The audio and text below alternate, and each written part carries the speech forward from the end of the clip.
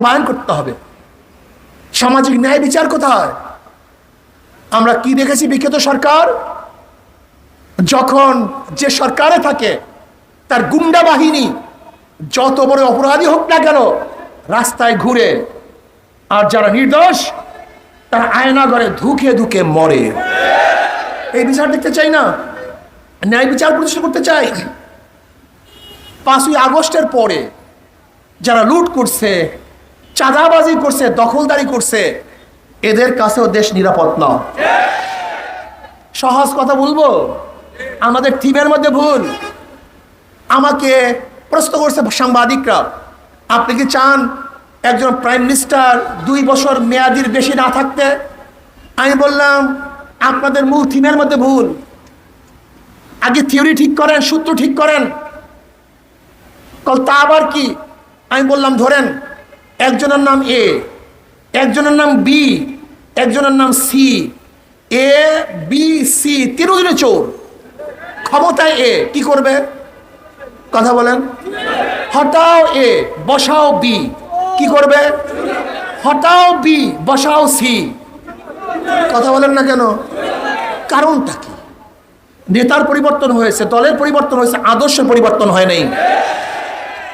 OC থানার থেকে যায়, ওসি আসে, কিন্তু ঘুষের পরিবর্তন কারণটা কি? এসপি যায়, এসপি আসে, ঘুষের তো পরিবর্তন নেই। খুব ভালো মতো রাখতে হবে, এসপি গেলেই ঘুষ বন্ধ হবে না, ওসি পরিবর্তন হলেই ঘুষ বন্ধ হবে না, যতক্ষণ পর্যন্ত নীতি ও আদর্শবান ব্যক্তি ওখানে না বসবে।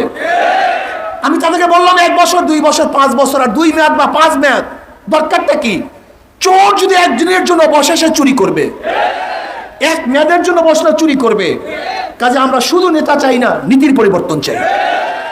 যারা চুরি করবে না, ডাকাতি করবে না, জুলুম করবে না, অন্যায় করবে না। আমাদের বাংলাদেশের সবচেয়ে বড় সংকট কি জানেন? এত শিক্ষিত গোটা দুনিয়ার অনেক কান্ট্রিতেই নেই। এত উচ্চ শিক্ষিত এত উচ্চ ডিগ্রিওয়ালা অনেক দেশের কান্ট্রিতেই নাই। কিন্তু আমাদের দেশের সবচেয়ে বড় সমস্যা কি জানেন? দুর্নীতি। জোরে বলেন। এই দুর্নীতি মুক্ত দেশ করতে চাই, চোর মুক্ত দেশ করতে চাই, ঘুষ মুক্ত দেশ করতে চাই, ডাকাত মুক্ত দেশ করতে চাই। কি রাজি আছেন ইনশাআল্লাহ? এর জন্য মাদার গাছ লাগিয়ে আমের আশা করা যায় না। যারা 5 তারিখের পরে দেশে লুটপাট গুন্ডামি শুরু করেছে, ওদের মাধ্যমে দেশ কোনোদিন ভালো হতে পারে না। ওদেরকে প্রতিহত করতে হবে। দেখছেন মামলা শুরু হয়ে গেছে। আওয়ামী লীগ অপবাদ দিয়েছি, তোমরা মিথ্যা মামলা দিয়েছ, তাহলে 5 তারিখের পরে যারা মিথ্যা মামলা দিয়েছে তাদের মধ্যে আওয়ামী লীগের পার্থক্যটা কোথায়? আওয়ামী লীগকে বলেছে জুলুম করেছ, 5 তারিখের পরে যারা জুলুম করেছে তাদের মধ্যে আওয়ামী লীগের পার্থক্য কোথায়? আমি ক্লিয়ার বলতে চাই, আওয়ামী লীগের মধ্যেও যারা ডাকাত না, জালেম না, অত্যাচারী না, তাদেরকে অত্যাচার করা যাবে না। আমি ওই সমস্ত ভাইদেরকে বলবো যারা আওয়ামী লীগের মধ্যে ছিলেন, ভালো আদর্শবান ব্যক্তির দল আওয়ামী লীগ হতে পারে না। আপনি তওবা করুন। লুটেরা এবং ডাকাত বদমাশদের দল কোন আদর্শবান ব্যক্তির দল হতে পারে না, বিএনপি দল হতে পারে না। যারা লুট করেছে, যারা 5 তারিখের পরে মানুষকে অত্যাচার করেছে, আমি বলবো তওবা করুন, শুদ্ধ হন, মানুষকে শান্তি দেন। এই লুটের দেশ, অত্যাচারীদের দেশ, এ দেশের জাতি আর দেখতে চায় না, আর দেখতে চায় না, আর রক্ত দিতে পারবো না, বারবার আন্দোলন করতে পারবো না। আসুন আমরা সম্মিলিতভাবে এমন একটা দেশ গড়ব যে দেশের মধ্যে থাকবে সাম্য, মানবিক মর্যাদা, সামাজিক ন্যায় বিচার, যেখানে অধিকার থাকবে মুসলমানদের, যেখানে অধিকার থাকবে হিন্দুদের, যেখানে অধিকার থাকবে খ্রিস্টানদের, যেখানে অধিকার থাকবে বৌদ্ধদের, যেখানে অধিকার থাকবে প্রত্যেকটা পুরুষের, যেখানে অধিকার থাকবে প্রত্যেকটা মহিলাদের। আমরা সবার অধিকারকে ফিরিয়ে দিতে চাই, সবাইকে ভালো রাখতে চাই, একই সাথে কাজ করতে চাই। এর জন্য প্রয়োজন হলো ইসলামিক কান্ট্রি, ইসলামকে ভয় পেন না।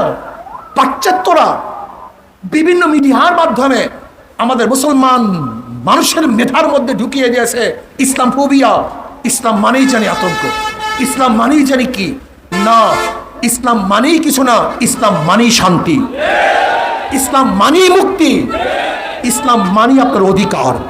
শুধু একটা উদাহরণ দিয়ে শেষ করবো ইসলাম মানিটা কি। ওমর ইবনে খাত্তাব রাদিয়াল্লাহু তাআলা খুতবা দেওয়ার জন্য দাঁড়ায়ছেন।